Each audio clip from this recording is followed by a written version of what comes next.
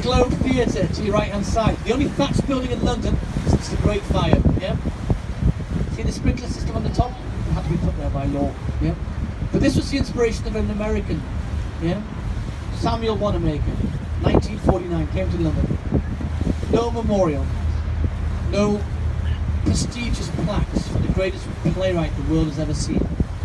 Just a small little identifier on the buildings down here. The Globe Theatre, the original Elizabethan Globe Theatre, did exist, and it existed where the Financial Times building is today. This area on your right today is known as the Borough of Sutton. It's the South Works, okay? This was a den of debauchery during the medieval days. It was famous for what they call the 3 Ps. The pubs, the plays, and the ladies of horizontal motion. It was also famous for its bare knuckle fight system. Card gamblers, it's gambling dens, it's brothels. It's just, this area was lawless, okay? The square mile on the north side of the river, none of these activities were allowed. Yeah, they were banned by the Puritans. Christmas was banned by the Puritans. Yeah? This area was ungoverned. It was actually run by the bishops of Winchester. And they used to call the ladies of the night the Winchester Geese. This pub here, on the right, is the oldest riverside pub in London. It dates back to the 17th century. It was once actually called the Bankside Tavern. This is where Samuel Pepys wrote his diary. This is where Charles Dickens drowned because his family in prison just down the street from him. William Shakespeare used the changing room. Tom Cruise, the famous Scientologist, he dropped there at the end of Mission Impossible 1. He was sitting there at the end with Big Ryan drinking a pint. I'm still trying to contest whether it's a pint in his hand or a half pint, just like himself.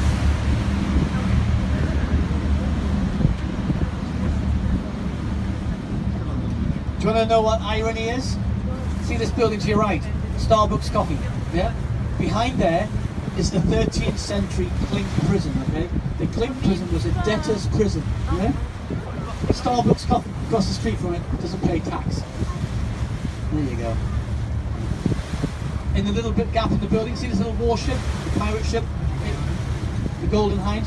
It's called, the area at the inlet's called St Mary's Overy, believe it or not. But that's the Golden Hind. It's a replica of Francis Drake's Golden Hind of 1577. This one was built in Appledore in 1972 in Devon. It's actually famously sailed around the world twice, remapping that original route. Francis Drake, Sir Francis Drake, as you call him, was a pirate. He was a licensed privateer and endorsed by Elizabeth I. He stole £25 million today's value of money from the Spanish and Portuguese. Paid off our nation's debt. Hero. Any Americans on board? Yeah? Part of your nation's history begins over there on your right hand side. See the cathedral? That's where John Harvard was baptised. You've heard of John Harvard before? You get him to Massachusetts and Boston. Yeah, Harvard University. Yeah, that's where he was baptised. Fancy that? One of the most famous universities in the world, founded by a landowner. He died not long after arriving in Massachusetts, but his book collection went on to found the library, which is still there today, by the way. There's another American theme as well. London Bridge, the one you've just got underneath, is in Lake Havasu in Arizona. It was bought by John McCulloch for $2.5 million and shipped out to Long Beach in California and then transported to Arizona. He thought he was buying Tower Bridge. Biggest mistake made. Left hand side, the blue glass building is where we host the annual Extreme Window Cleaning Championships. And next door to it, behind it, is 20 Fenchurch Street. You may call it the walkie-talkie building, the Sky Garden. And ladies and gentlemen, I actually think it's a very good value for money to get it there because it's free. And they've got a beautiful bar, beautiful restaurants, and it's all free. It's got a garden there as well. Better than the Shard, which is £25 an individual. Great views of London as well. You can't use selfie sticks up there, by the way. Just to let you know that. You see the market here, just on the left-hand side? Look at the weather vanes at the top. What kind of market stood here? What does it look like at the top there? Fish, yeah? So this was London's busiest fish market back in the heyday. 400 tons of fish used to go through there. Maurice Micklewhite first started working there at the age of 14. You're like, who on earth is Maurice Micklewhite? What significance is that to us? Well, Maurice Micklewhite, you will know as Michael Caine, Sir Michael Caine. Famous British actor. He worked in one. Famous Cray twins as well, the gangsters. HMS Belfast, on your right hand side, the largest light cruiser in the British fleet during the Second World War. Did anyone see the documentary a few weeks ago about Titanic?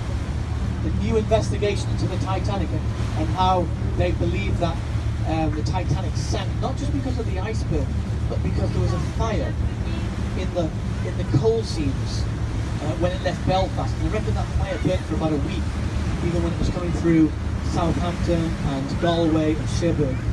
And it distorted the hull, so it weakened it when it came and hit the iceberg. You should watch it because it's a brilliant documentary to watch.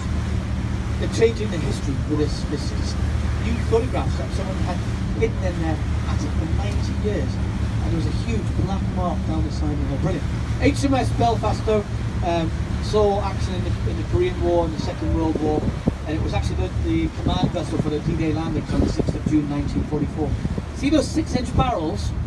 They can actually launch a shell 18 kilometres, 12 miles, and they haven't been decommissioned. They are still fully operational today. Sank the Scharnhorst at Boxing Day 1943. It's a very successful warship, now part of the Imperial War Museum. City Hall on your right hand side, built at the cost of £60 million in 2002, has been the home to many London mayors. The current one is the Labour Mayor of London, Sadiq Khan. Or as some people say, Sadiq can't, because he can't do much apparently, but I don't know. I like the mayors of London. They actually do. They've done a lot for London in the last 10 years. Ken Livingstone, Boris Johnson. But when Ken Livingstone was the mayor of London, this is quite a funny story really. Ken Livingstone paid a marketing executive company £250,000 to come up with a name for this building. They came up with 8 letters. Yeah, City Hall. Fantastic, isn't it? If you're on the top deck, don't block the central aisle. I'll make you walk the plank. But just coming underneath Tower Bridge, one of the most beautiful crafted Victorian bridges, I believe, but a very controversial bridge as well. Why is it controversial? Well, it actually splits the port of London in two. This was the busiest port in the world back in 1913. 30,000 people worked in this area. 50,000 boats came through the dockyards that year. The bascules weren't here in the original design, and it took 20 years of wrangling to get through to the construction team and the architects